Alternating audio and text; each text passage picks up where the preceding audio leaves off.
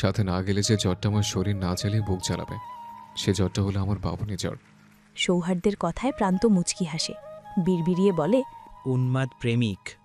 কালো গাড়িটির সামনে হেলান দিয়ে দাঁড়িয়ে আছে সৌহার্দ্য। আজ সকাল সকাল বেশ ভালোই রোদ উঠেছে। উত্তপ্ত রোদে তার সিল্কি বাদামি চুলগুলো জলজল করছে। মৃদু বাতাসে সেগুলো এলোমেলো হয়ে বাড়ি খাচ্ছে কপাল জুড়ে।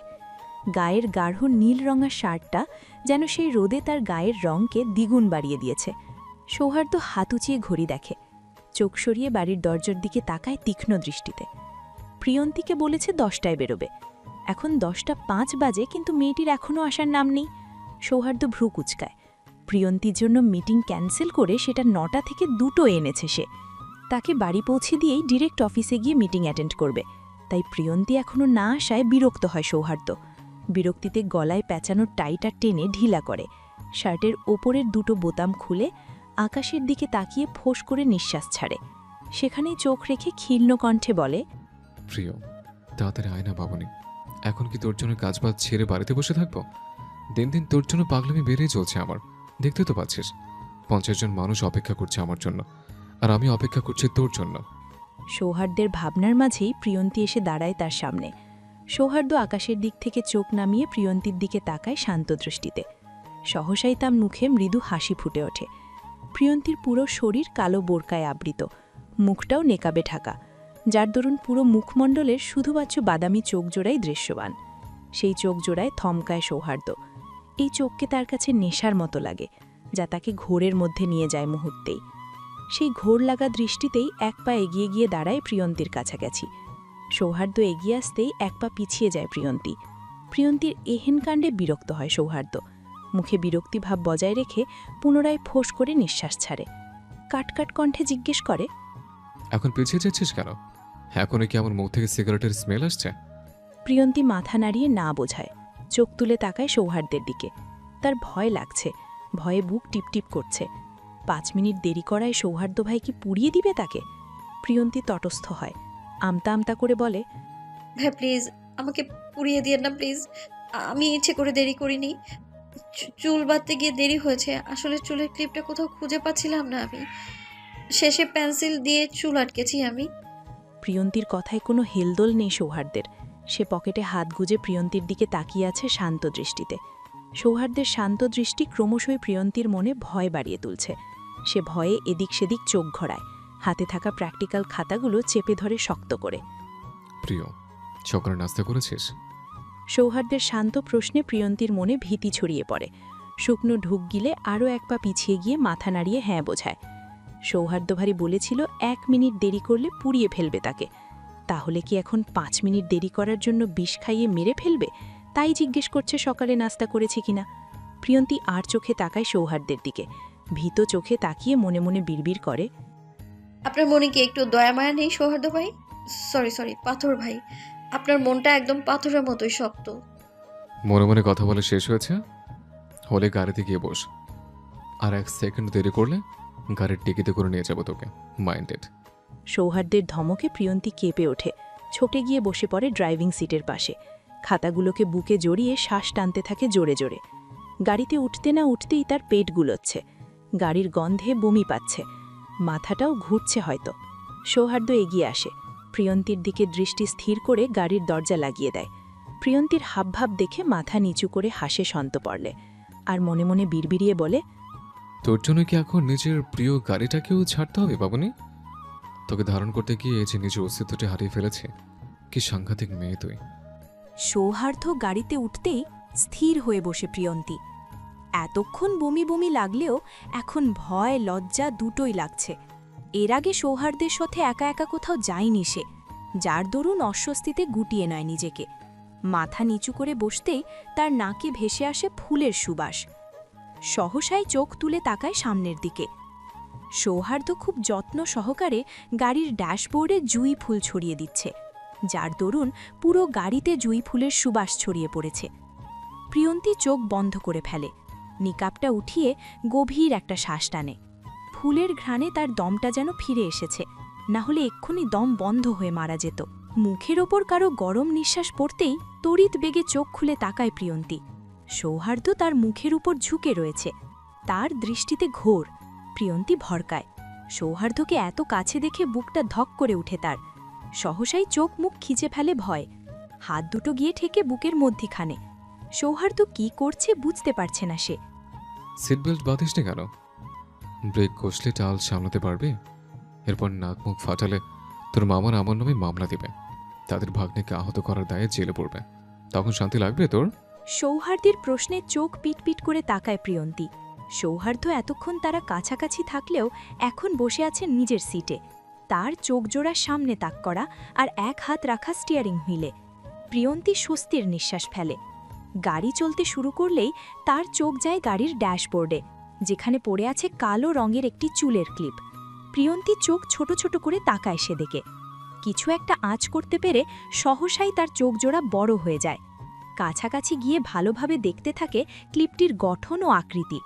নিজেকে ধাতস্থ করে সৌহার্দ্যের উদ্দেশ্যে ক্ষীণ স্বরে বলে, সৌহার্দ্য ভাইয়া, এই ক্লিপটা কোথায় পেলেন আপনি? এটা তো আমার ক্লিপ। আসার সময় তো আমি এইটাকেই নো, ইটস মাইন। সৌহার্দ্যের গম্ভীর সুরে বলা কথাটাই থেমে যায় প্রিয়ন্তী।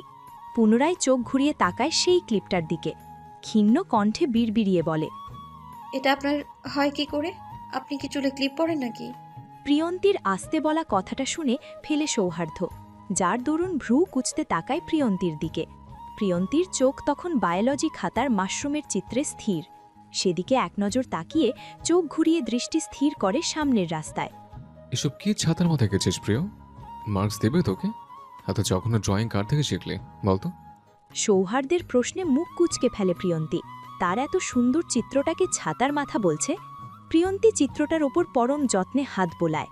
চোখ ঘুরিয়ে আর চোখে টাকায় সৌহার্দ্যের দিকে। আমতা আমতা করে বলে, এটা কোন ছাতার মাথা নয় ভাইয়া, এটা মাশরুম। এটা বায়োলজি বইতে আছে, তাই প্র্যাকটিক্যাল আঁকতে দিয়েছে। আপনি তো কমার্স স্টুডেন্ট, তাই জানেন না। আর দেখতে এটা এমনই। প্রিয়ন্তের একদমই বলা কথাগুলো শুনে গাড়ির ব্রেক কষে সৌহার্দ্য, যার দরুন প্রিয়ন্তী কিছুটা সামনের দিকে ঝুঁকে পড়ে। কি হয়েছে বুঝতে না পেরে চোখ ঘুরিয়ে তাকায় সৌহার্দ্যের দিকে। মাশরুমের বৈজ্ঞানিক নাম আগারিকাস বিসপোরাস। মাশরুম হল ক্লোরোফিলবিহীন ছত্রাক রাজ্যের অন্তর্ভুক্ত এক ধরনের ভক্ষণযোগ্য মৃতজীবী ছত্রাকের ফলন্ত অঙ্গ, যা সালোক সংশ্লেষণ করতে পারে না। এদের মূল বৈশিষ্ট্য হল এদের প্রোটিন, শর্করা, চর্বি এবং বিভিন্ন ভিটামিন ও খনিজ উপাদানে সমৃদ্ধ থাকা। মাশরুমের উপকারী দিকগুলো হলো এগুলো উচ্চ রক্তচাপ ও হৃদরোগ প্রতিরোধ করে, ক্যান্সার প্রতিরোধে সাহায্য করে এবং দেহের রোগ প্রতিরোধ ক্ষমতা বাড়ায়। প্রিয়ন্তী স্তব্ধ হয়ে যায়। চোখ বড় বড় করে তাকায় সৌহার্দ্যের দিকে। সে নিজেই সায়েন্সের স্টুডেন্ট হয়ে এত ভালো ব্যাখ্যা দিতে পারবে না যতটা ভালো সৌহার্দ্য কমার্সের স্টুডেন্ট হয়ে দিয়েছে। সহসাই বিস্ময় মুখ ফসকে বেরিয়ে আসে, সৌহার্দ্য ভাইয়া, আপনি কমার্স স্টুডেন্ট হয়েও বায়োলজির টপিক এত ভালোভাবে জানেন কি করে? প্রিয়ন্তীর বিস্মিত মুখখানা দেখে মাথা নিচু করে হাসে সৌহার্দ্য। নিজেকে ধাতস্থ করে চোখ তুলে তাকায় প্রিয়ন্তীর দিকে। মুখের নিকাপটা নামিয়ে দিয়ে গাল দুটো চেপে ধরে দু হাতে। সৌহার্দ্য এহেন কাণ্ডে প্রিয়ন্তী ভরকায়। ভয় মুখটা নিচু করে ফেলে সহসায়। কারণ আমার উডবি ওয়াইফ যে এখনো বাবুনি, ছোট পাখি একটা, খুব সাংঘাতিক মেয়ে।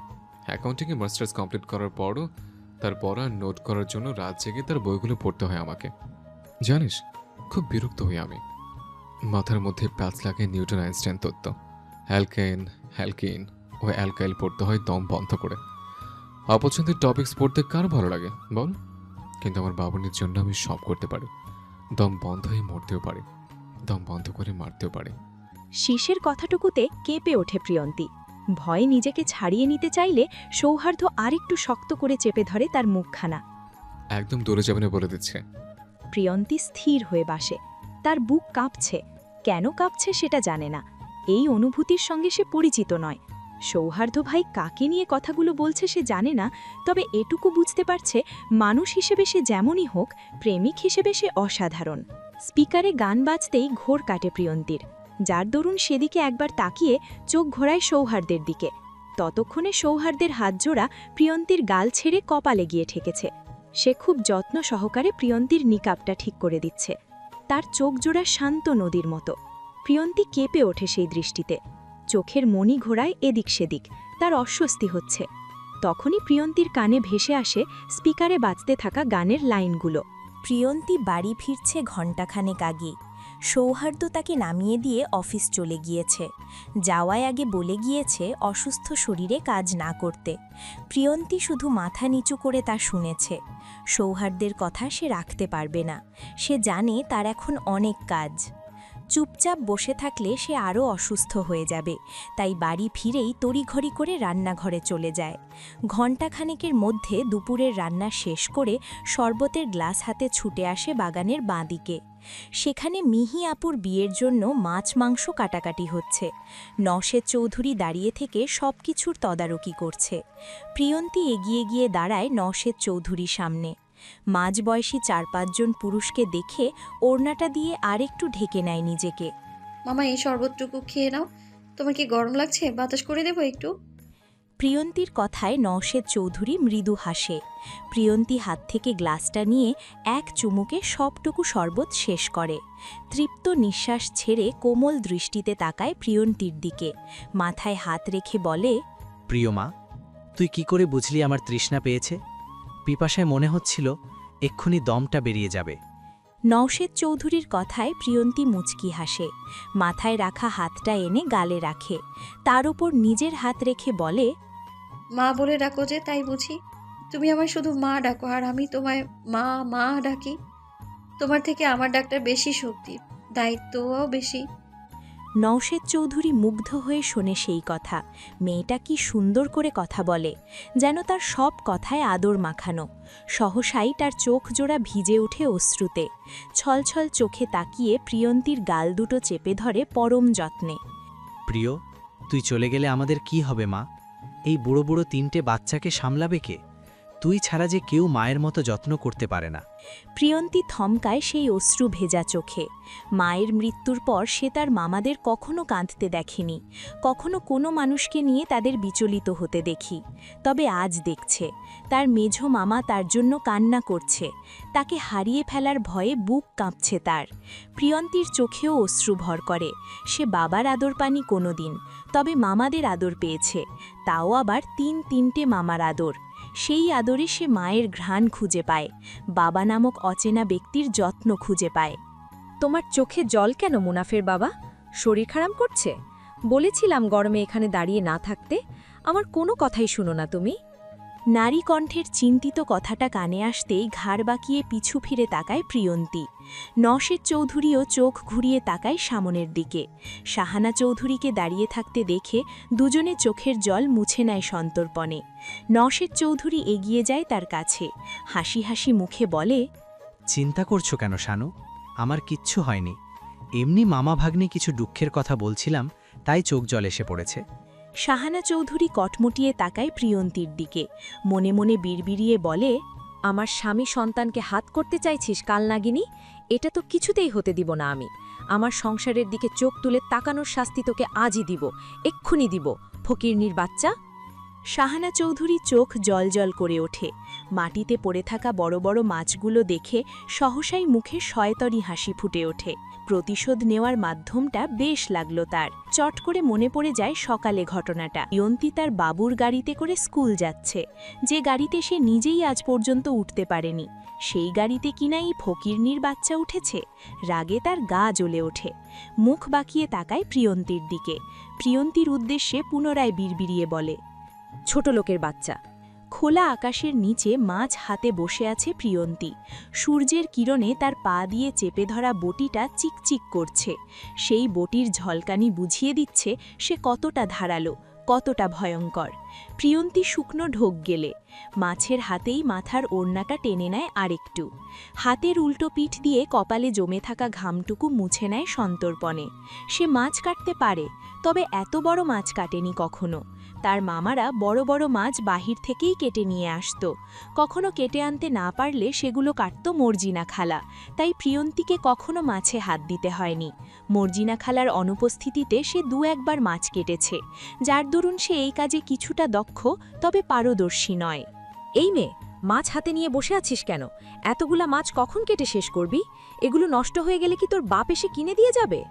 শাহানা চৌধুরীর ঝাঁঝালো কণ্ঠে ঘোর কাটে প্রিয়ন্তীর। চোখ তুলে ভীত চোখে তাকায় তার সামনে দাঁড়িয়ে থাকা মাঝবয়সী অপরূপ সুন্দরী মহিলাটির দিকে, যে তার দিকেই তাকিয়ে আছে অগ্নিদৃষ্টিতে।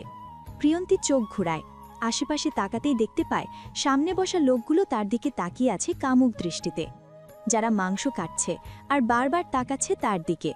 প্রিয়ন্তী মিয়ে যায় সেই দৃষ্টিতে। তার মনে হচ্ছে লোকগুলো তার পর্দা ভেদ করে তাকে ছুঁয়ে দিচ্ছে হিংস্র নজরে। প্রিয়ন্তী মাথা উঁচু করে তাকায় বাড়ির দরজার। মেঝোমামা নামাজ পড়তে গিয়েছে, অনেকক্ষণ হয়েছে। মামা যখন ছিল তখন তারা এভাবে তাকায়নি, কিন্তু মামা চলে যাওয়ার পরেই তারা যেন প্রিয়ন্তীকে চোখ দিয়েই ছুঁয়ে দিচ্ছে, যা প্রিয়ন্তীর শরীরে সূচের ন্যায় ফুটছে। প্রিয়ন্তী পুনরায় ভালোভাবে ওড়নাটা গায়ে জড়িয়ে শাহানা চৌধুরীর উদ্দেশ্যে আমতা আমতা করে বলে, মামি আমি তো মাছ কাটতে পারি না, এত বড় মাছ কাটিনি তো কখনো।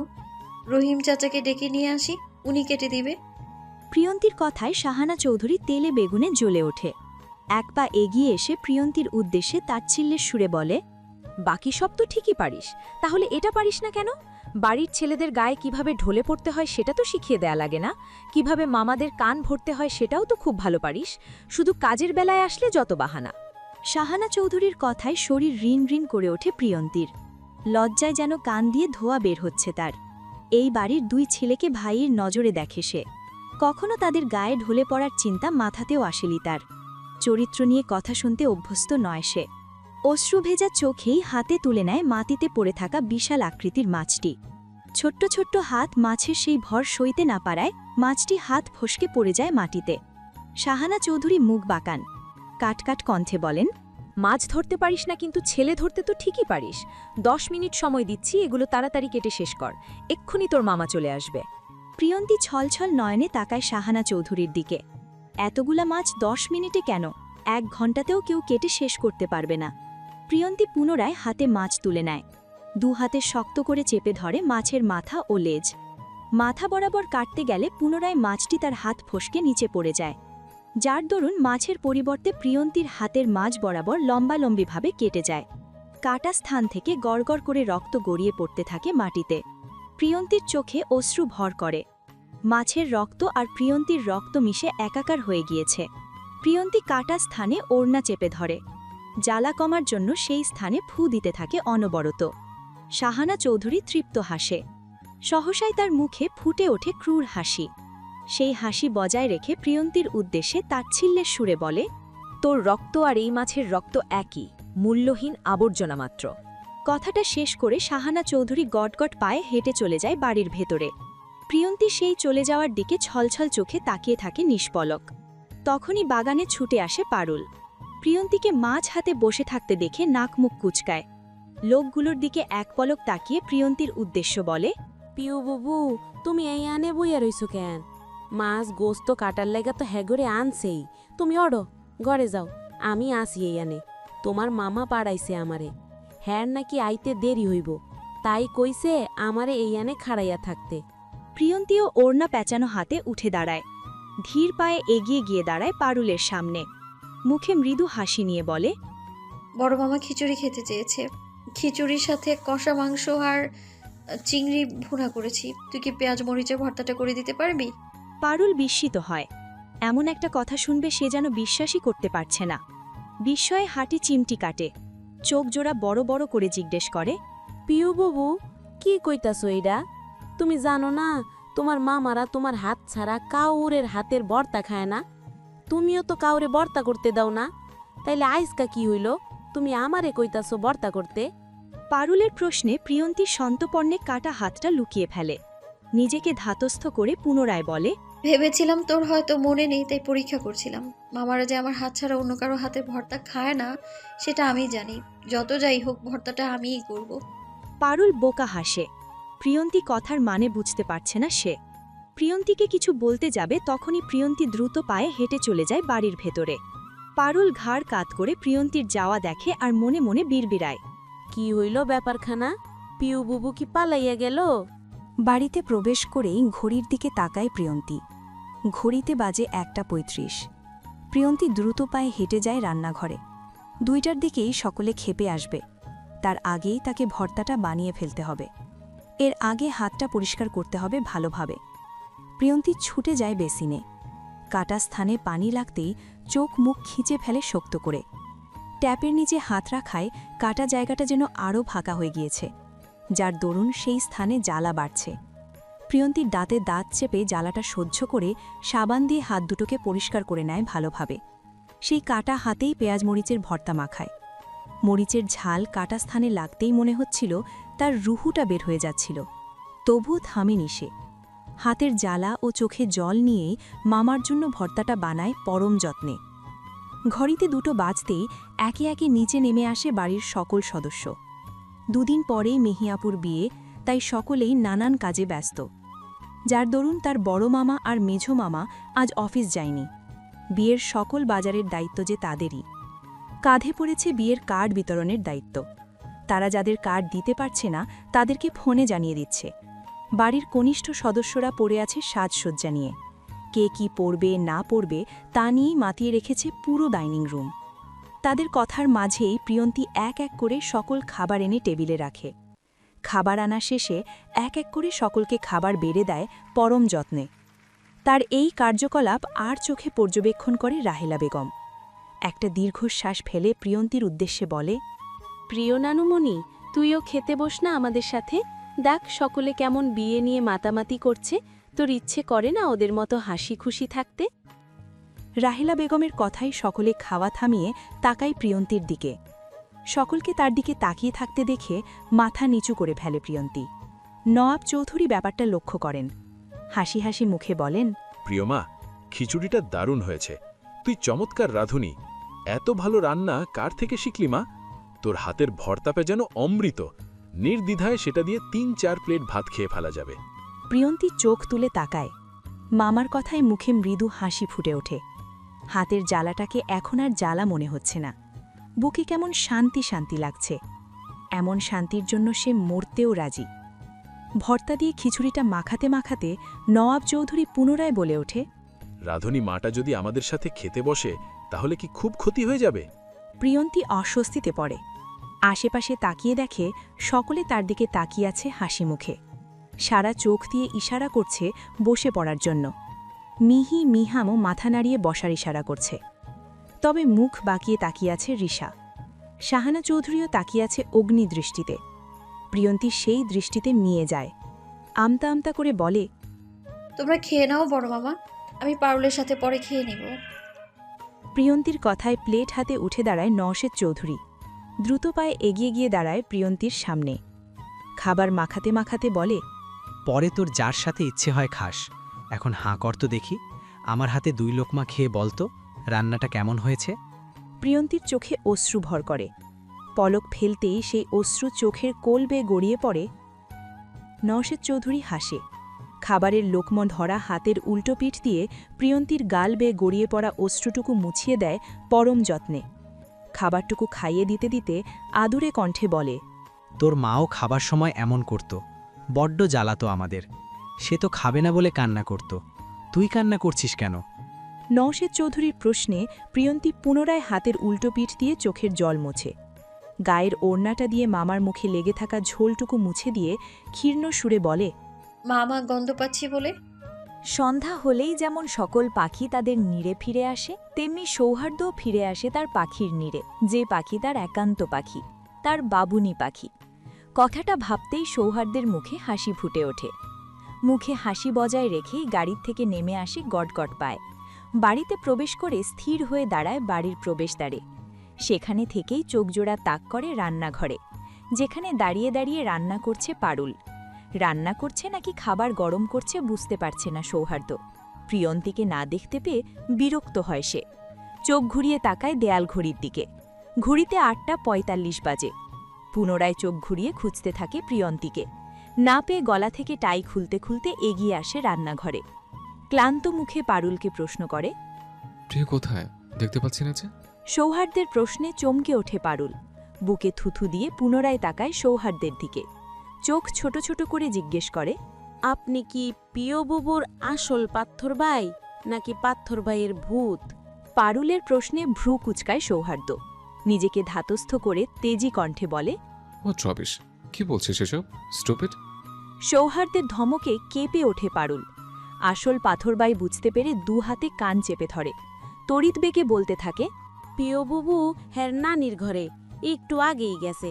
হেয়ানে গেলে আপনি তারে পাইয়া যাইবেন ভাইজান। সৌহার্দ্য হাঁসফাঁস করতে থাকে। ধূপধাক পা ফেলে হেঁটে চলে যায় রাহেলা বেগমের ঘরের দিকে।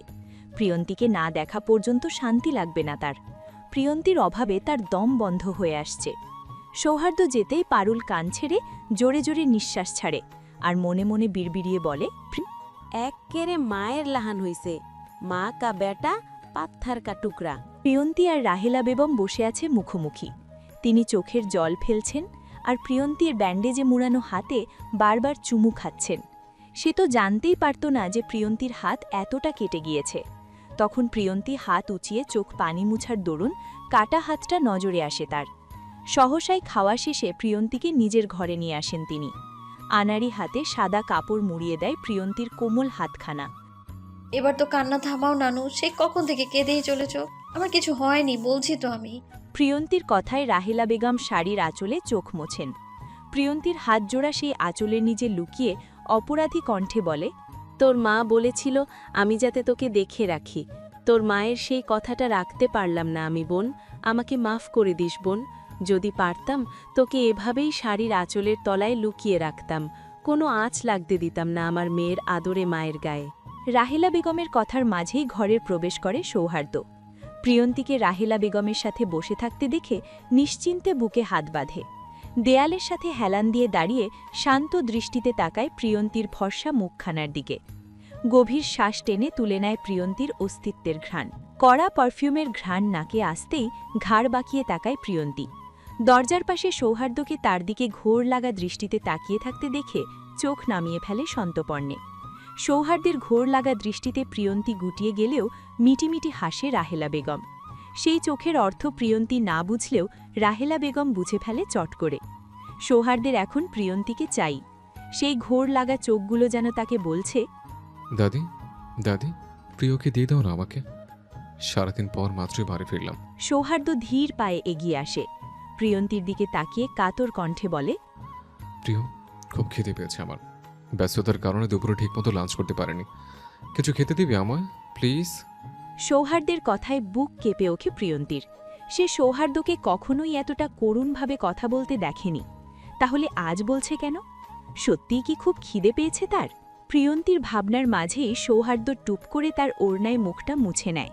তাড়া দিতে দিতে বলে, আমি ঘরে গিয়ে ফ্রেশ হয়ে নিচ্ছি, তুই খাবার নিয়ে আয়। খুব খিদে পেয়েছে, ট্রাস্ট মি। খাবারের প্লেট হাতে সৌহার্দ্যের রুমে দাঁড়িয়ে আছে প্রিয়ন্তী। সৌহার্দ্য এখনও গোসলে। পানির টুপটাপ শব্দ কানে ভেসে আসতেই তটস্থ হয় প্রিয়ন্তী। চোখ ঘুরিয়ে তাকায় আশেপাশে। সাহসাই তার চোখে পড়ে বেডসাইডের টেবিলের ওপর পড়ে থাকা কতগুলো ক্লিপের ওপর। সবগুলোকে দেখে নতুন মনে হচ্ছে। প্রিয়ন্তী চমকায়। এতগুলা ক্লিপ দিয়ে কি করবে সৌহার্দ্য ভাই? নিজের চুলে পড়বে? তার চুলে এত বড় বড় ক্লিপ হবে? প্রিয়ন্তীর ভাবনার মাঝেই তোয়ালে হাতে তার সামনে এসে দাঁড়ায় সৌহার্দ্য। পরনে কালো টি শার্ট আর কালো প্যান্ট। কালো রং তার ধবধবে ফর্সা শরীরটাকে যেন আরও ফুটিয়ে তুলেছে। এলোমেলো চুলগুলো দিয়ে টপ টপ করে পানি পড়ছে কপালে ও ঘাড়ে। সৌহার্দ্য আর চোখে তাকায় প্রিয়ন্তীর দিকে। প্রিয়ন্তী আর তার মাঝে দূরত্ব মাত্র 1 হাত। সে সৌহার্দ্যের বুক সমান হয়, যার দরুন সৌহার্দ্য তোয়ালে দিয়ে চুল মোছায় সেই পানির ছিটে ফোঁটা গিয়ে পড়ছে প্রিয়ন্তীর নাকে ও মুখে। প্রিয়ন্তী ভড়কায়। এক পা পিছিয়ে যেতেই প্রিয়ন্তীর কাণ্ডে মাথা নিচু করে হাসে সৌহার্দ্য। চুল মুছতে মুছতে মনে মনে বিড়বিড়িয়ে বলে, এক পা এগিয়ে এসে আমার চুলগুলোকে কবে মুছে দেবে প্রিয়? কবে চুলের পানিতে ভেজিয়ে দেওয়ার শাস্তি হিসেবে ঠোঁটে গভীর চুমু খাবে? নিজেকে আর কন্ট্রোল রাখতে পারছি না, জানিস? বারবার কন্ট্রোল হারাচ্ছে। তোকে কাছে বড় উন্মাদনায় যন্ত্রণা হচ্ছে তোকে ছুঁয়ে দিতে না পারায়। দেখতে পাচ্ছিস মামুনি? সৌহার্দ্য পুনরায় হাসে, নিজেকে শাসায় এসব আজে বাজে চিন্তার জন্য। তার প্রিয় এখনও ছোট, সে আরও বড় হোক, তখন না হয় তার এলোমেলো চিন্তাগুলো তুলে ধরবে তার বাবুনি পাখির সামনে। তার কাছে প্রকাশ করবে অপেক্ষারত 10টি বছরের আকুলতার গল্প। সৌহার্দ্য স্থির হয়, চোখ তুলে তাকায় মাথা নত করে রাখা প্রিয়ন্তীর দিকে। সহসাই তার চোখ গিয়ে পড়ে প্রিয়ন্তীর ব্যান্ডেজ মোড়ানো হাতটার ওপর। সৌহার্দ্যের মাথার ধপ করে ওঠে, আগুন জ্বলে ওঠে পুরো মস্তিষ্কে।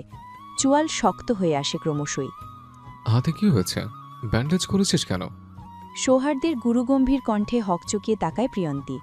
সৌহার্দ্য তার দিকে তাকিয়ে আছে শান্ত দৃষ্টিতে, কিন্তু মুখ জুড়ে ছড়িয়ে আছে গুরুগম্ভীর ভাব। প্রিয়ন্তী পুনরায় মাথা নুইয়ে ফেলে। আমতা আমতা করে বলে, মাছ কাটতে গিয়ে হাত কেটে ফেলেছি। প্রিয়ন্তীর কথায় ধীর পায়ে হেঁটে গিয়ে রকিং চেয়ারে বসে সৌহার্দ্য। পাশের টেবিল হাতড়ে তুলে নেয় সিগারেটের প্যাকেট আর লাইটার।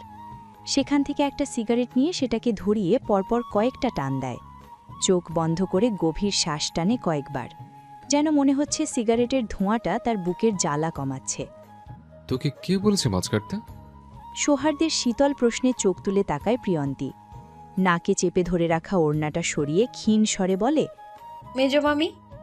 সৌহার্দ্য মলিন হাসে, বিড়বিড়িয়ে বলে, Then she will pay for this, my little hummingbird. Cigarette হতে রকিং চেয়ারে বসে আছে সৌহার্দ্য। সিগারেটের কুণ্ডলি পাকানো ধোঁয়া রুমটাকে যেন মুহূর্তেই ধোঁয়াময় করে তুলছে। সে একটার পর একটা সিগারেটের মাধ্যমে জ্বালিয়ে দিচ্ছে নিজের ভেতরে জ্বলতে থাকা দহনকে, কিন্তু সিগারেটের ধোঁয়া কিছুতেই যেন সেই দহনটাকে কমাতে পারছে না। এই নিয়ে সৌহার্দ্য 5টা সিগারেট শেষ করেছে। 6 নাম্বারটা ধরাতেই কেশে ওঠে প্রিয়ন্তী। সেই শব্দে ঘোর কাটে সৌহার্দ্যের। রক্তিম চোখজোড়া মেলে তাকায় মাথা নিচু করে দাঁড়িয়ে থাকা প্রিয়ন্তীর দিকে। প্রিয়ন্তী এক হাতে নাকে ওড়না চেপে ধরে কাশছে, আর অন্য হাতে ধরে রেখেছে খাবারের প্লেটটা। সৌহার্দ্য সম্ভিত কিরে পায়। সিগারেটের ধোঁয়ায় প্রিয়ন্তীর বেগতিক অবস্থা দেখে সদ্য জ্বালানো সিগারেটটা অ্যাশট্রেতে ফেলে দেয় তড়িঘড়ি। সহসাই চোখ ঘুরিয়ে শান্ত দৃষ্টি নিক্ষেপ করে প্রিয়ন্তীর ব্যান্ডেজ মোড়ানো হাতটার ওপর। সেই হাতে দৃষ্টি রেখে ভারী কণ্ঠে বলে, প্রিয়, কাছে আয়। সৌহার্দ্যের রাশভারী কণ্ঠে চোখ তুলে তাকায় প্রিয়ন্তী। সৌহার্দ্যের দিকে তাকাতেই তার রক্তিম চোখজোড়া দেখে চমকায়। নিজেকে ধাতস্থ করে মাথার ঘুমটাটা টেনে ধীর পায়ে হেঁটে গিয়ে দাঁড়ায় সৌহার্দ্যের সামনে। সৌহার্দ্যের নিশ্চুপতা তার মনে ভীতি ছড়িয়ে দিয়েছে। সেই নিশ্চুপতা জানান দিচ্ছে সে ভীষণ রেগে আছে। প্রিয়ন্তী শুকনো ঢোক গেলে। সৌহার্দ্য কেন এতটা রেগে আছে বুঝতে পারছে না সে। তাই খাবারের প্লেটটা টি টেবিলের ওপর রাখতে লাগতে আর চোখে তাকায় সৌহার্দ্যের দিকে। সৌহার্দ্যকে তার দিকে রক্তিম চোখে তাকিয়ে থাকতে দেখে মিয়ে যায় খানিকটা। সহসাই মাথা নুইয়ে ফেলে আতঙ্কে। নিজেকে ধাতস্থ করে সোজা হয়ে দাঁড়িয়ে হাত কচলাতে কচলাতে বলে, ভাইয়া খাবারটা খেয়ে নিন, ঠান্ডা হয়ে যাচ্ছে। প্রিয়ন্তী থামে, আমতা আমতা করে বলে, আমি যাই এখন, রাত প্রায় 9:30 বাজে, ডিনার রেডি করতে হবে। প্রিয়ন্তীর কথা শেষ হতেই সৌহার্দ্য তার হাতটা টেনে সোফায় বসিয়ে দেয়। রকিং চেয়ারটা এগিয়ে এনে বসে প্রিয়ন্তীর মুখোমুখি। আকস্মিক ঘটনায় প্রিয়ন্তী ভরকায়। কিছু বলতে যাবে তার আগেই সৌহার্দ্য তার কাটা হাতটা নিজের হাতের মধ্যে তুলে নেয়। আঙুলের ডগা দিয়ে ছুঁয়ে দেয় রক্তে ভেজা ব্যান্ডেজখানা। সেখানে হাত বুলাতে বুলাতে ধীর কণ্ঠে জিজ্ঞেস করে, হাতে ব্যান্ডেজ কে করে দিয়েছে? সৌহার্দ্যের স্পর্শে হাত পা শিরশির করে ওঠে প্রিয়ন্তীর। ঠান্ডা হাতের স্পর্শে সর্বাঙ্গে যেন বিদ্যুতের ঝটকা লাগে তার। হাত ছাড়িয়ে নিতে চাইলে সৌহার্দ্য পুনরায় সেই হাত টেনে ধরে। চোখ তুলে তাকাতেই দেখতে পায় সৌহার্দ্য তার দিকে তাকিয়ে আছে রক্তিম চোখে। প্রিয়ন্তী স্থির হয়। উত্তেজনায় চোখ ঘোরাতে থাকে আশেপাশে। এক হাতে ওড়নার কোণা চেপে ধরে ক্ষীর্ণ কণ্ঠে বলে, নানু। সৌহার্দ্য দীর্ঘশ্বাস ফেলে। প্রিয়ন্তীর হাত ছেড়ে কেবিল থেকে খাবারের প্লেটটা তুলে নেয় নিঃশব্দে। প্রিয়ন্তী লম্বা শ্বাস টানে। হাত ছাড়া পেতেই 2 হাত লুকিয়ে ফেলে ওড়নার নিচে। সৌহার্দ্যের দিকে তাকিয়ে পুনরায় আমতা আমতা করে বলে, ভাইয়া এখন যাই আমি। হা কর। সৌহার্দ্যের কথায় প্রিয়ন্তী চমকায়। বিস্ময়ে চোখ জোড়া বড় বড় হয়ে যায়। সৌহার্দ্যের কর্মকাণ্ড তার মাথার উপর দিয়ে যাচ্ছে। কি করতে চাচ্ছে বুঝতে পারছে না সে। কি হলো প্রিয়, হা করতে বলেছি না তোকে? সবার কথাই তো শুনিস, শুধু আমার কথা শুনতে যত অবাধ্যতা। সৌহার্দ্যের ধমকে কেঁপে ওঠে প্রিয়ন্তী। ভয়ে ভয়ে হাঁ করতেই এক লোকমা ভাত মুখে পুড়ে দেয় সৌহার্দ্য। ভাত মাখাতে মাখাতে করুণ কণ্ঠে বলে, জানিস, আমার মতো অসহায় মানুষ পৃথিবীতে আর একটাও নেই। কি করব বলতো? কার সাথে লড়বো আমি? যে আমার অস্তিত্বকে পৃথিবীতে এনেছে তার সাথে কিভাবে লড়ব? তার কাছে যে আমি বড্ড ঋণী। সৌহার্দ্য থামে, গভীর একটা শ্বাস টেনে পুনরায় বলে, কার জন্য লড়বো আমি? যে নিজেই তার সাথে হওয়া অন্যের প্রতিবাদ করে না তার জন্য? কি অধিকার লড়ব? কোন অধিকার আছে আমার? সবচেয়ে কঠিন বিষয়কে জানিস? অন্যায়কারী আর অন্যায় সহ্যকারী দুজনেই আমার খুব আপন। সৌহার্দ্য পুনরায় থামে। ভাত মাখানো হাতটা স্থির করে চোখ তুলে তাকায় প্রিয়ন্তীর দিকে। সৌহার্দ্যের চোখ জোড়া ঘোলা হয়ে আছে। অশ্রু জমে আছে চোখের কোল জুড়ে। প্রিয়ন্তী থমকায় সেই নজরে, মাথা নুইয়ে মিনমিনিয়ে জিজ্ঞেস করে, আপনি কি কান্না করছেন সৌহার্দ্য ভাই? সৌহার্দ্য মলিন হাসে, কিছুটা সামনের দিকে ঝুঁকে বলে, আমাকে যন্ত্রণা থেকে মুক্তি দিবি প্রিয়। হয় অন্যায়ের প্রতিবাদ কর, নয়তো অন্যায়ের প্রতিবাদ করার অধিকারটুকু দিয়ে আমায়। প্রিয়ন্তী ভরকায়।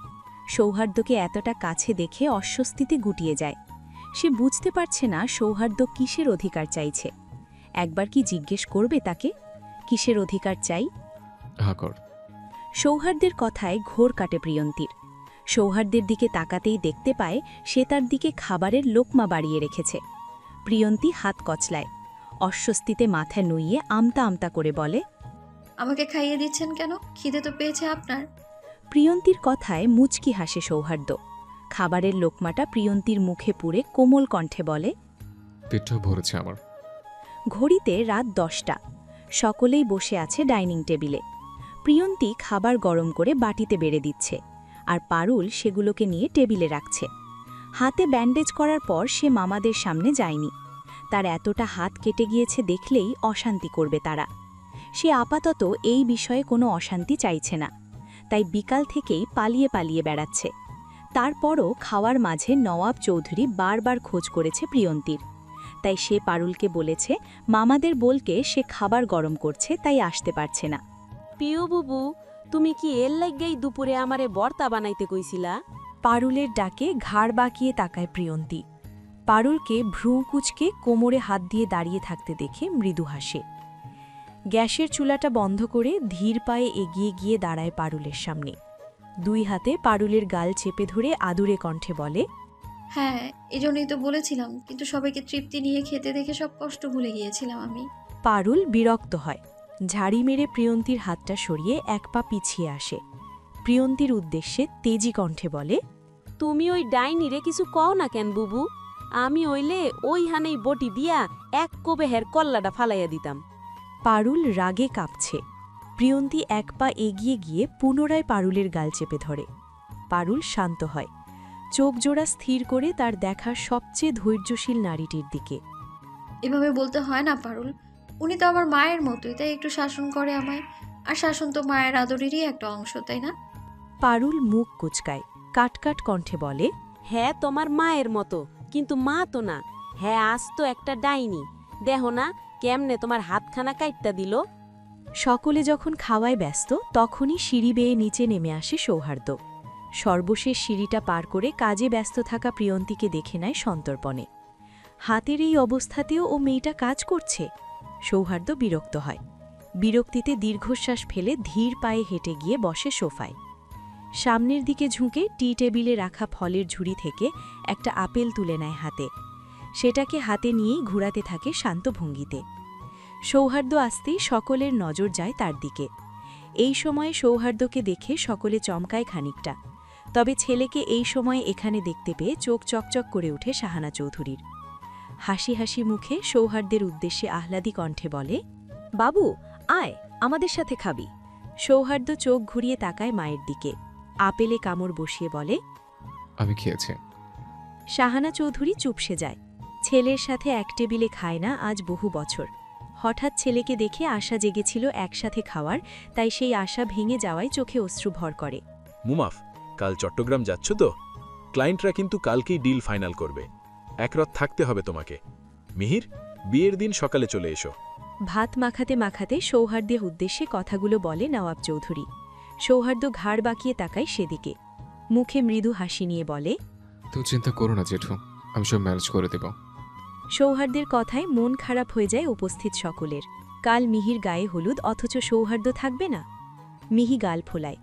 নওয়াব চৌধুরীর উদ্দেশ্যে অনুনয়ের সুরে বলে, বাবা, সৌহার্দ্য ভাইয়া দুদিন পরে গেলে হয় না? আমার হলুদের প্রোগ্রামে ভাইয়া না থাকলে একদম ভালো লাগবে না আমার। মিহির সাথে কথায় তাল মেলায় রিসা। উৎকণ্ঠা নিয়ে বলে, হ্যাঁ জেঠু প্লিজ, ভাইয়া 2 দিন পরে যাক, আমরা কত আনন্দ করব। ভাইয়া না থাকলে খারাপ লাগবে। রিসার কথা শেষ হতেই তাকে কনুই দিয়ে গুঁতো দেয় সারা।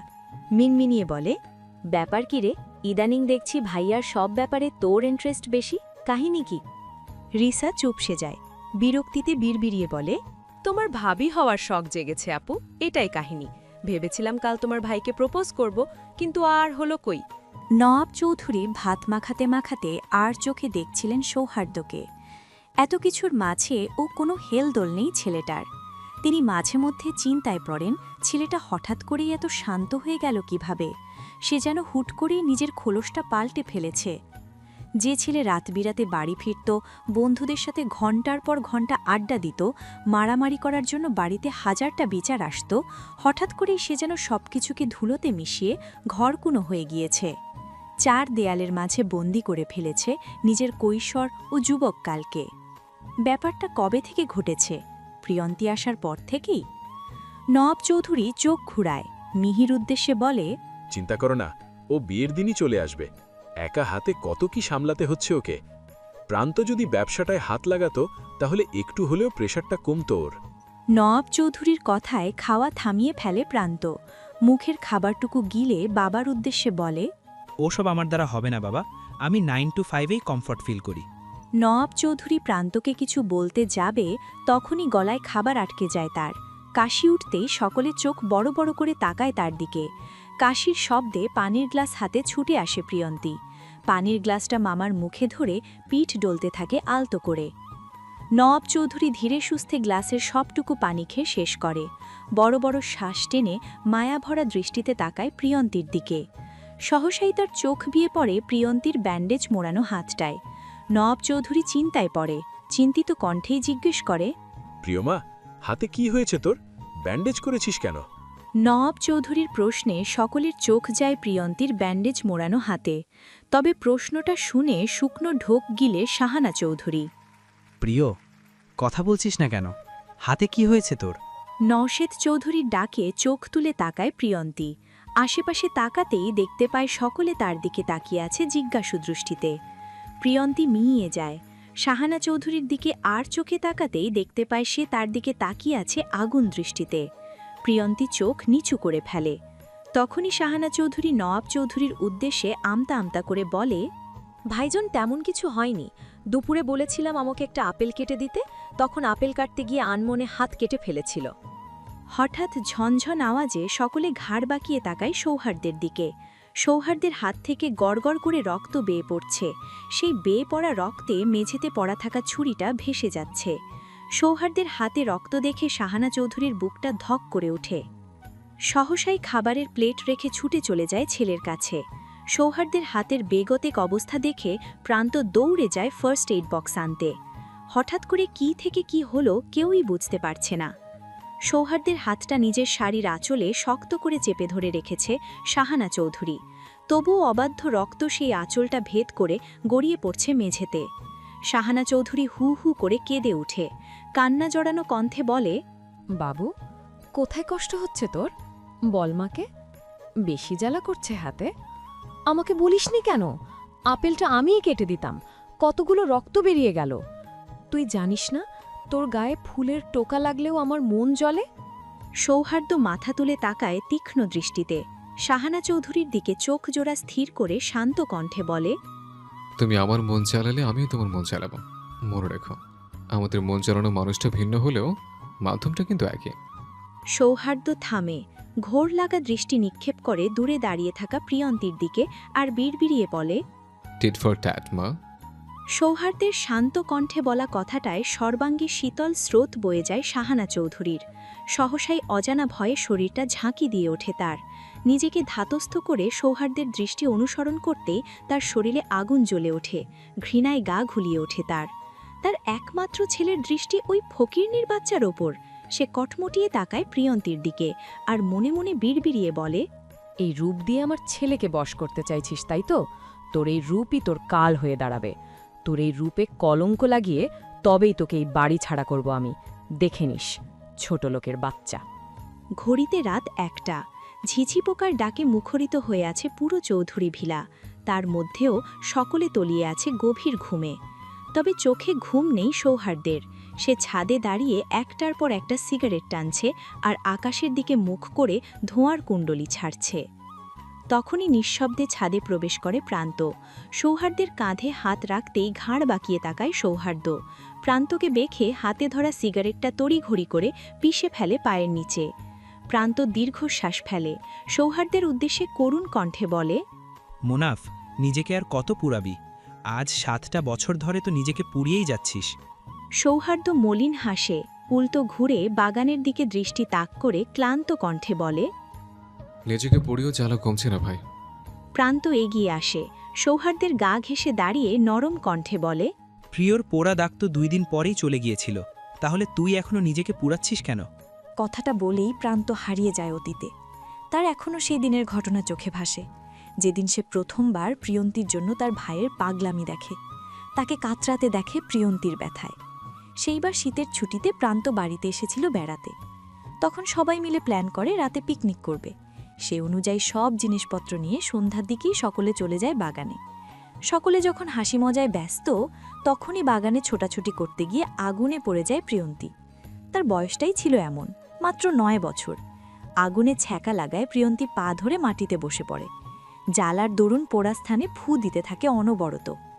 প্রিয়ন্তীর এই অবস্থা দেখে দৌড়ে আসে মূর চৌধুরী। প্রিয়ন্তীকে কোলে নিয়ে ছুটে যায় বাড়ির ভেতরে। দীর্ঘ 1 ঘণ্টা পানি ঢালার পর প্রিয়ন্তীর জ্বালা কমে। দীর্ঘ সময় কান্না করার কারণে চোখ মুখ ফুলে লাল হয়ে গিয়েছিল তার। তখনই বাড়িতে প্রবেশ করে সৌহার্দ্য। বন্ধুদের সাথে আড্ডা দিয়ে সবেমাত্রই বাড়ি ফিরেছে সে। বাড়িতে ঢুকতেই ড্রয়িং রুমে বসে থাকা কান্না জড়ানো প্রিয়ন্তীর মুখটা দেখে থমকে যায় সৌহার্দ্য। ধীর পায়ে এগিয়ে গিয়ে দেখতে থাকে প্রিয়ন্তীর ঝলসে যাওয়া পা দুটো। সৌহার্দ্য অনুভূতি শূন্য হয়ে পড়ে। প্রিয়ন্তীর ঝলসানো পা দুটো দেখে বুকে জ্বালা উঠে তার। সহসাই গটগট পায়ে হেঁটে চলে যায় ছাদে। পকেট হাতড়ে বের করে 1 প্যাকেট কম দামি সিগারেট, যেটা সে একটু আগেই কিনেছিল বন্ধুদের সাথে বাজি ধরে। তারা বলেছিল সে যদি একটা সিগারেট শেষ করতে পারে তাহলে সে প্রিয়ন্তীকে অসম্ভব ভালোবাসে। সৌহার্দ্য ভালোবাসার পরীক্ষা দিতে গিয়ে প্রথমবারের মতো হাতে সিগারেট তুলে নেয়। সেটাকে জ্বালিয়ে টান দিতেই প্রথম টানেই কাশি উঠে যায় তার। অভ্যাস না থাকায় সিগারেটটা শেষ করতে পারে না সে, যার দরুন ভালোবাসার বাজিতে হেরে যায় খুব সহজেই। সৌহার্দ্যের ঘোর কাটে। সহসাই তার চোখ জোড়া স্থির হয় হাতে ধরে রাখা সিগারেটের প্যাকেটে। কাপা কাপা হাতে প্যাকেট থেকে একটা সিগারেট বের করে সেটাকে জ্বালিয়ে মুখে পুড়তেই পুনরায় কাশি উঠে যায় তার। সে কাশতে কাশতেই দম বন্ধকর অনুভূতি নিয়ে পুরো 1 প্যাকেট সিগারেট শেষ করে। তারপরও বুকের জ্বালা না কমায় জ্বলতে থাকা সিগারেটটা হাতের মুঠোই চেপে ধরে। প্রান্ত ছাদের দরজার আড়াল থেকে সবটাই দেখছিল। একজন পাগল প্রেমিকের পাগলামিতে সে মুগ্ধ হয়। মুখে হাসি নিয়েই বিড়বিড়িয়ে বলে, উন্মাদ প্রেমিক। প্রিয়কে অন্তস্থ করতে গিয়ে সিগারেটে অভ্যস্ত হয়ে গিয়েছে। এখন দুটোকে ছাড়াই দম বন্ধ লাগে। জানো, দুটোই খুব ক্ষমতাশীল। কি সুন্দর আমাকে জ্বালিয়ে দিচ্ছে। সৌহার্দ্যের কথায় ঘোর কাটে প্রান্তের। ল্যাম্পপোস্টের মৃদু আলোয় দৃষ্টিতে নিক্ষেপ করে সৌহার্দ্যের ব্যান্ডেজ জড়ানো হাতে। সেখানেই চোখ জোড়া স্থির করে ক্ষীণ কণ্ঠে বলে, আজও কি হাতটা প্রিয়র জন্যই কেটেছিস? প্রান্তের প্রশ্নে নড়ে চড়ে দাঁড়ায় সৌহার্দ্য। পকেট হাতড়ে প্রিয়ন্তীর চুলের ক্লিপটা বের করে নাকের সামনে ধরে। লম্বা একটা শ্বাস টেনে ভিতরে পুড়ে নেয় প্রিয়ন্তীর চুলের ঘ্রাণ। প্রান্ত মুগ্ধ হয়ে দেখে সৌহার্দ্যের কার্যকলাপ। আমি কোনোদিন প্রিয়কে ছাড়া একটা রাতও বাইরে কাজে নি প্রান্ত ভাই। ওর কথা ভেবেই কখনো বন্ধুদের সাথে ট্যুরে পর্যন্ত যায়নি। এমনি ঢাকার বাইরে কাজ থাকলেও যত রাতই হোক বাড়ি ফিরে আসতাম। কেন জানো? আমার বাবনি পাখিটার টানে, তাকে হারিয়ে ফেলার ভয়ে আর আমার অক্সিজেনের সংকটে। সৌহার্দ্য থামে, প্রান্তের দিকে ফিরে অসহায় কণ্ঠে বলে, কাল চট্টগ্রামে গিয়ে কীভাবে থাকবো আমি? ভাবতেই দম বন্ধ আসছে। আমার বাবনের যদি কিছু হয়ে যায়, ওকে কে আগলে রাখবে আমার অবর্তমানে? প্রান্ত মৃদু হাসে। সৌহার্দ্যের হাত দুটো নিজের হাতের মধ্যে পুড়ে অস্বস্ত করে বলে, আমি আগলে রাখব প্রিয়কে। তোর অবর্তমানে আমি ওর ঢাল হব, ওর ভাই, তোর বন্ধু প্রান্ত মিহাফ চৌধুরী হয়ে। ভোরের আলো ফুটতেই ঘুম ভেঙে যায় প্রিয়ন্তীর। চোখ পিটপিট করে মুখের উপর থেকে কম্বলটা সরাতেই চোখ চলে যায় খোলা জানালার দিকে। প্রিয়ন্তী চমকায়, বিড়বিড়িয়ে বলতে থাকে, রাতে কি জানালা খুলে ঘুমিয়েছিল সে? এত ভুলো মন কবে হলো তার? এজন্যই কি রাতে শীত শীত লাগছিল? ভাবনার মাঝেই অচেতন মনে উঠে বসে সে। চোখ জোড়া স্থির করে জানালার পর্দাগুলোর উপর, যেগুলো বাতাসে এলোমেলো উঠছে। প্রিয়ন্তী সেগুলোর উপর দৃষ্টি রেখেই অগোছালো চুলগুলোকে হাত খোপা করে। সুতি ওড়নাটাকে গায়ে জড়িয়ে চুলগুলো ঢেকে নেয় ভালোভাবে। ঘুম জড়ানো চোখে গায়ের ওপর থেকে কম্বলটা সরাতেই জ্বালানা দিয়ে প্রবেশ করা শীতল বাতাসে তীর তীর করে কেঁপে ওঠে তার সর্বাঙ্গ। প্রিয়ন্তী স্থির হয়, হাত উঁচিয়ে শীতের চাদরটা নিয়ে ওড়নার ওপর পেঁচিয়ে নেয় আলসে ভঙ্গিতে। ঘুম ঘুম ভাব কাটিয়ে ঘড়ির দিকে তাকাতেই চোখ বড় বড় হয়ে যায় তার। ঘড়িতে 5:30 বাজে। প্রিয়ন্তী তড়িঘড়ি করে বিছানা থেকে নামে। এতটা দেরি করে ঘুম থেকে ওঠার জন্য নিজেই নিজেকে শাসায় কতক্ষণ। কিছুদিন যাবৎ তার ঘুম থেকে উঠতে বড্ড দেরি হচ্ছে, হয়তো সারাদিনের ক্লান্তির কারণেই। তবে আজ বাড়িতে অনেক কাজ। সকাল হলেই বিয়েবাড়ির মেহমান আসা শুরু করবে। সকালের নাস্তাটা তাড়াতাড়ি বানিয়ে ফেলতে পারলে অন্যান্য কাজও ধীরস্থুস্থে করা যাবে। ভাবনা মোতাবেক প্রিয়ন্তী চলে যায় ওয়াশরুমে। উদ্দেশ্য নামাজ আদায় করে তবেই কাজ শুরু করবে। ভোরের আলো ফুটলেও চৌধুরী ভিলা তখনও অন্ধকারে নিমজ্জিত। প্রিয়ন্তী নামাজ শেষ করে ধীর পায়ে নিচে নেমে আসে সিঁড়ি বেয়ে। চারদিকে ঘুটঘুটে অন্ধকার। তার নুপুরের ঝুমঝুম শব্দ ছাড়া পুরো বাড়িতে ছড়িয়ে আছে নিস্তব্ধতা। প্রিয়ন্তী সেই নিস্তব্ধতায় ভয় পায়। মনে সাহস জুগিয়ে 1 পা 2 পা করে এগিয়ে গিয়ে হাতড়াড়িয়ে লাইটের সুইচ খুঁজে বের করে। সুইচ অন করতেই পুরো ড্রয়িং রুম জুড়ে আলো ছড়িয়ে পড়ে। চারদিকে আলো দেখে স্বস্তির নিঃশ্বাস ফেলে প্রিয়ন্তী। বড় একটা শ্বাস টেনে সামনের দিকে তাকাতেই বুকটা ধক করে উঠে তার। সহসাই মুখ ঢেকে নেয় 2 হাতের তালু দিয়ে। নিজেকে ধাতস্থ করে চোখ পিটপিট করে তাকাতেই দেখতে পায় সৌহার্দ্য বসে আছে সোফায়, যার তীক্ষ্ণ দৃষ্টি প্রিয়ন্তীর উপর তাক করা। প্রিয়ন্তী ভরকায় সেই দৃষ্টিতে। সৌহার্দ্যকে পর্যবেক্ষণ করতেই দেখতে পায় তার চুল এলোমেলো, চোখগুলো টকটকে লাল। প্রিয়ন্তী চোখ ঘোরায়। চোখ ঘোরাতেই দেখতে পায় সামনে অ্যাশট্রেতে পড়ে আছে সিগারেটের অসংখ্য পোড়া অংশ। প্রিয়ন্তী দীর্ঘশ্বাস ফেলে। ভয়ে ভয়ে 1 পা এগিয়ে যায় সৌহার্দ্যের দিকে। তার মুখটাকে পুনরায় পর্যবেক্ষণ করে মাথা নিচু করে মিনমিনিয়ে জিজ্ঞেস করে, সারা ঘুমাননি আপনি? সৌহার্দ্যের চোখ তখনও প্রিয়ন্তীর ওপর তাক করা। সে ঘোর লাগা দৃষ্টিতে তাকিয়ে আছে সদ্য অজু করে আসা পবিত্র ফুলটার দিকে। সৌহার্দ্য মুচকি হাসে, গম্ভীর কণ্ঠে বলে, কাছে আয়। সৌহার্দ্যের গম্ভীর কণ্ঠস্বরে চোখ তুলে তাকায় প্রিয়ন্তী। আমতা আমতা করে ভীত কণ্ঠে জিজ্ঞেস করে, কেন? প্রিয়ন্তীর প্রশ্নে মাথা নিচু করে হাসে সৌহার্দ্য। মুখে গাম্ভীর্যতা বজায় রেখে পুনরায় বলে, তোকে খেয়ে ফেলতে ইচ্ছে করছে তাই। সৌহার্দ্যের কথায় চমকে ওঠে প্রিয়ন্তী। ভারী কণ্ঠস্বরে বলা কথাটায় পুরো শরীর শিরশির করে ওঠে তার। অস্বস্তিতে হাত কচলাতে থাকলে সৌহার্দ্য পুনরায় বলে ওঠে, কাছে আয়, কথা আছে। সৌহার্দ্য থামে। প্রিয়ন্তীর ভীত মুখটার দিকে তাকিয়ে লম্বা একটা শ্বাস টেনে ক্ষীর্ণ কণ্ঠে বলে, ভয় পাস না, একটু বাজেভাবে ছুঁয়ে দেব না তোকে, প্রমিস।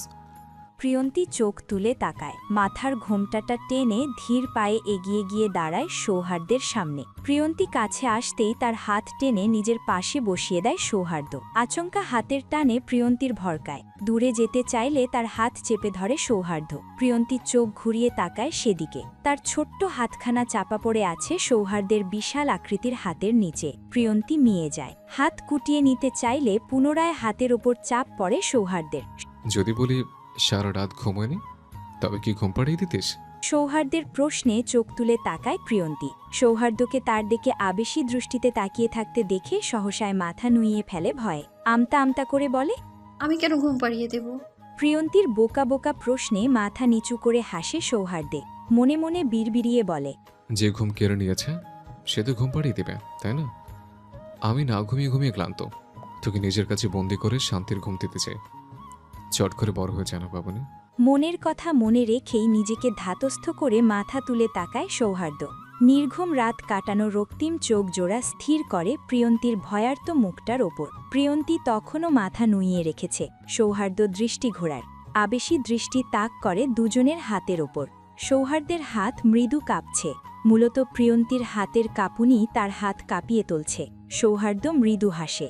সেখানে দৃষ্টি তাক করে প্রিয়ন্তীর উদ্দেশ্যে বলে, তোমারে ফুটাইতে গো আমার চোখের নিচে কালি, তোমারে ফুটাইতে গো আমার চোখের নিচে কালি। তুমি যেই বাগানের ফুল আমি সেই বাগানের মালি, তুমি যেই বাগানের ফুল আমি সেই বাগানের মালি। প্রিয়ন্তী হকচকিয়ে তাকায়। গানের প্রতিটা লাইনের অর্থ খুঁজতে থাকে সৌহার্দ্যের ক্লান্ত মুখে। সৌহার্দ্যের ক্লান্ত মুখটা যেন তাকে হিসিয়ে বলছে, প্রিয়, আমার চোখের ঘুম হবে। 30 মিনিটস পরেই বের হব। 1 কাপ কফি করে দিবে। সৌহার্দ্যের প্রশ্নে ঘোর কাটে প্রিয়ন্তীর। কফি বানানোর উদ্দেশ্যে উঠে দাঁড়াতেই হাতে টান লাগে। সেই টানে পুনরায় গিয়ে বসে পড়ে আগের জায়গায়। সৌহার্দ্য এগিয়ে এসে 2 হাতে প্রিয়ন্তীর গাল দুটো চেপে ধরে। সৌহার্দ্যের এহেন কাণ্ডে প্রিয়ন্তী ভরকায়। ঠান্ডা হাতের স্পর্শে গাল দুটো শিরশির করে ওঠে। লজ্জায় মাথা নুইয়ে ফেলতে গেলে সৌহার্দ্য জোর করে মুখটা ওপরে তুলে ধরে। নেশাতোর নয়নে তাকিয়ে বলে, যেভাবে রেখে যাচ্ছে এসে যেন সেভাবেই দেখতে পাই। মনে রাখিস, কারো দিকে চোখ তুলে তাকালে খুন করে ফেলবে তোকে। সৌহার্দ্যের শান্ত ধমকে কেঁপে ওঠে প্রিয়ন্তী। সহসাই তার মনে অজানা ভয় বাসা বাঁধে। অশান্ত চোখ জোড়াকে স্থির করে ভ্রু কুঁচকে দেখতে থাকে সৌহার্দ্যের মুখের অভিব্যক্তি। সৌহার্দ্য ভাই কি তাকে হুমকি দিল? সে যদি কারো দিকে তাকায় তাহলে কি সত্যি সত্যি তাকে খুন করে ফেলবে? প্রিয়ন্তীর ভাবুক মুখখানা দেখে মাথা নিচু করে হাসে সৌহার্দ্য। প্রিয়ন্তীর মুখখানা তখনও তার 2 হাতের মাঝে বন্দী। সৌহার্দ্য হাসি লুকিয়ে মুখে কাঠিন্যতা বজায় রেখে প্রিয়ন্তীর উদ্দেশ্যে বলে, তুই কি চাচ্ছিস তোকে বাজেভাবে ছুঁয়ে দে? এইভাবে তাকিয়ে থেকে প্রমিস ব্রেক করাতে চাচ্ছিস আমার? কি সাংঘাতিক মেয়ে তুই, প্রিয়। সৌহার্দ্যের কথায় প্রিয়ন্তী ভরকায়। লজ্জায় গাল ছাড়িয়ে সহসাই উঠে দাঁড়ায় তড়িৎ বেগে। সৌহার্দ্যের থেকে 2 পা পিছিয়ে গিয়ে আমতা আমতা করে বলে, আপনি বসুন, আমি কফি নিয়ে আসছি। বলেই রান্নাঘরে ছুটে চলে যায় প্রিয়ন্তী। প্রিয়ন্তীর চলে যাওয়া দেখে মিটি মিটি হাসে সৌহার্দ্য, আর মনে মনে বিড়বিড়িয়ে বলে, পালিয়ে আর যাবি কোথায়? তোর বাস যে আমার অন্তরে, আমার প্রিয় অন্তর্বাসিনী। ঘড়িতে সকাল 10টা। পুরো বাড়ি জুড়ে ছড়িয়ে আছে বিয়ে বিয়ে আমেজ। সকাল হতেই একে একে সকল অতিথিরা বাড়িতে আসতে শুরু করেছে, যার দরুন পুরো বাড়ি মানুষে গিজগিজ করছে। প্রিয়ন্তী ব্যস্ত তাদের আপ্যায়নে। তাকে হাতে হাতে সাহায্য করছে পারুল। ড্রয়িং রুমে গোল হয়ে বসে আছে বড় মামির ভাই মজিদ খান ও তার স্ত্রী জুলেখা বেগম। অপরদিকে বসে আছে তার বোন মিনা বেগম ও তার স্বামী সাখাওয়াত হোসেন। প্রিয়ন্তী নাস্তা হাতে ছুটে যায় সেদিকে। মাথার ঘোমটাটা টেনে সকলকে সালাম দিয়ে একে একে সকলের হাতে তুলে দিতে থাকে নাস্তার প্লেট। প্রিয়ন্তীকে দেখে চোখ চকচক করে ওঠে মোহনা চৌধুরী। ভাই বোনকে উদ্দেশ্য করে বলে, ও হচ্ছে প্রিয়, আমার ননদের মেয়ে। ছোটবেলা দেখেছিলে না, মনে আছে? চায়ের কাপে চুমুক দিতে দিতে সকলে চোখ তুলে তাকায় প্রিয়ন্তীর দিকে। সকলকে একসাথে তার দিকে তাকিয়ে থাকতে দেখে গুটিয়ে যায় প্রিয়ন্তী। সহসা হাতে ধরে রাখা ট্রেটা চেপে ধরে শক্ত করে। প্রিয়ন্তীকে দেখে হেসে ওঠে মিনা বেগম। উত্তেজিত কণ্ঠে বলে, মিনা বেগমের কথায় চোখে অশ্রু ভর করে প্রিয়ন্তীর। মায়ের কথা মনে পড়তেই দৃষ্টি নিক্ষেপ করে বাহিরের দিকে। যদি মায়ের কবরটা দেখা যায়, তখনই কারো হাতের স্পর্শে ঘোর কাটে প্রিয়ন্তীর। কেউ একজন তার হাতে ধরে রাখা ট্রে থেকে চায়ের কাপ তুলে নেওয়ার বাহানা তার হাত ছুঁয়ে দিয়েছে সন্তপর্ণে। প্রিয়ন্তী চমকায়। চোখ তুলে তাকাতেই দেখতে পায় কালো শার্ট প্যান্ট পরিহিত একটি ছেলে চায়ের কাপ হাতে হেঁটে গিয়ে বসছে মোহনা চৌধুরীর পাশে। তার সাথেই পিছু পিছু হেঁটে গিয়ে অপর পাশে বসে পড়ে আরও 2টি মেয়ে। প্রিয়ন্তী চোখ ঘুরিয়ে দেখে তাদের। মেয়েগুলো অসম্ভব সুন্দর। বয়স রিসা আর মিহার মতোই হবে। তারা বসতেই মোহনা চৌধুরীর মুখে হাসি ফুটে ওঠে। হাসি হাসি মুখে প্রিয়ন্তীর উদ্দেশ্যে বলে, প্রিয় না, চিনতে পারছিস ওদের? এই যে আমার পাশে যে বাদরটা বসেছে, ও হচ্ছে জারিফ। মনে আছে ছোটবেলাও সারাক্ষণ তোর চুল টানতো আর তুই গাল ফুলিয়ে আমার কাছে এসে বিচার দিতি? আমি বিচার না করলে ফোকলা দাঁতে কামড়ে দিতি। মোহনা চৌধুরীর কথায় সকলে উচ্চ শব্দে হেসে ওঠে। তবে গাল ফুলিয়ে তার বাহু জড়িয়ে ধরে মানহা। আহ্লাদি কণ্ঠে বলে, তোমার আদরের ভাইপো এখনো চুল টানাটানি করে। এত বড় হয়েছে, অভ্যাস চেঞ্জ হয়নি এখনো। সারাক্ষণ শুধু আমার চুল টানে। ওকে বিয়ে করিয়ে দাও, বসে বসে বউয়ের চুল টানুক। মানহার কথায় বিষম খায় জারিফ। চোখ পাকিয়ে তাকাতেই মানহা ভেঙচি কাটে তাকে, আর মাথাটা পিছিয়ে এনে বিড়বিড়িয়ে বলে, তোমার এখানে আসার উদ্দেশ্য আমি জানি ভাইয়া, বলে দিব নাকি সবাইকে? মানহার কথায় জারিফ ঠিমক খুঁড়িয়ে তাকায় প্রিয়ন্তীর দিকে। প্রিয়ন্তীকে দেখে না আজ 7 বছর। মেয়েটা আগের থেকে চুপচাপ হয়ে গিয়েছে। এই চুপচাপ তার ভালো লাগছে না। গিয়ে চুলটা একটু টেনে দিয়ে আসবে নাকি? কথাটা ভাবনায় আসতেই চায়ের কাপে চুমুক দিতে দিতে মাথা নিচু করে হাসে জারিফ। মনে মনে প্রশ্ন করে, চুল টানবে কিভাবে? তার কামড়বতী যে ওড়না দিয়ে চুল ঢেকে রেখেছে। পাজি পিচ্চি মেয়ে একটা। জারিফের ভাবনার মাঝেই মানহা আর সিয়ারা উঠে গিয়ে দাঁড়ায় প্রিয়ন্তীর সামনে। প্রিয়ন্তী তাদের দিকে এক পলক দেখেই মাথা নুইয়ে ফেলে। প্রিয়ন্তীর অবস্থা দেখে মিটিমিটি হাসে দুজন। প্রিয়ন্তীকে উদ্দেশ্য করে মানহা বলে, আমাদের চা দিবে না? এমন লজ্জাবতী ভাবি কিন্তু আমাদের চাই না। মানহার কথায় প্রিয়ন্তী চমকিয়ে তাকায়। এটা দেখে তারা পুনরায় মিটিমিটি হাসে। তড়িঘড়ি করে ট্রে থেকে চায়ের কাপ তুলে নিতে নিতে বলে, আমি হচ্ছি মানহা, জারিফ ভাইয়ের একমাত্র বোন, আর ও হচ্ছে সিয়ারা, মিনা খালামণির একমাত্র মেয়ে, আর আমরা হচ্ছি তোমার দুইমাত্র রায়বাঘিনী ননদিনী। তাই আমাদের থেকে খুব সাবধানে থাকবে, বুঝলে কামরবতী ভাবি? প্রিয়ন্তী ভরকায়। এলোমেলো দৃষ্টি ফেলে মেঝেতে। মেয়েগুলোর কথা সে বুঝতে পারছে না। তারা তাকে ভাবি ডাকছে কেন? কার বউ সে? তারা মিটিমিটি হেসে চায়ের কাপ হাতে চলে যেতেই বাড়িতে প্রবেশ করে প্রান্ত। তার হাতে ধরা প্রিয়ন্তীর রেজাল্ট কার্ড। আজকেই তার টেস্ট পরীক্ষার ফলাফল দিয়েছে। প্রান্ত গিয়েছিল সেটা আনতে, যার দরুন সে সকাল থেকেই বাড়িতে ছিল না। বাড়ি প্রবেশ করে জারিফকে প্রিয়ন্তীর দিকে ঘোর লাগা দৃষ্টিতে তাকিয়ে থাকতে দেখে শুকিয়ে যাওয়া গলাটা আরও শুকিয়ে যায় প্রান্তের। তড়িঘড়ি করে প্রিয়ন্তীকে আড়াল করে দাঁড়ায় তার সামনে। প্রিয়, খুব তৃষ্ণা পেয়েছে, একটু পানি নিয়ে আসবি প্লিজ। হঠাৎ প্রান্তকে দেখে চমকিয়ে ওঠে প্রিয়ন্তী। নিজেকে ধাতস্থ করে চলে যেতে চাইলে হাত ধরে থামায় প্রান্ত। ঘাড় বাঁকা করে পিছু ফিরতেই দেখতে পায় জারিফ ধার বাঁকিয়ে প্রিয়ন্তীকে দেখার চেষ্টা করছে। প্রিয়ন্তী ভ্রু কুচকায়, বিড়বিড়িয়ে বলে, শালা মরার শখ জেগেছে, একবার মাথা ফাটিয়েও শিক্ষা হয়নি।